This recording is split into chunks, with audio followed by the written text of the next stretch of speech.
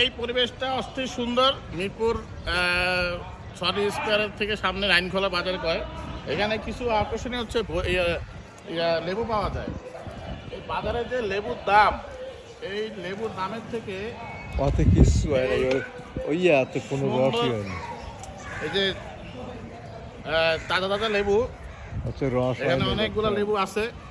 এই যে লেবু নিচ্ছি, আরেকটা আছে এই যে এখানে। এই লেবুটা সুন্দর। এই যে তাজা তাজা লেবু সংগ্রহ করার মজাই আলাদা। এই যে সুন্দর।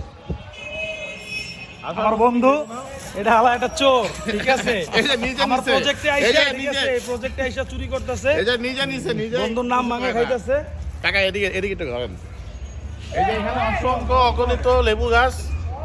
যারা হচ্ছে লেবু ব্লগ করতেছে ভাইয়া, ব্লগ। আইনখোলা মোড়েই।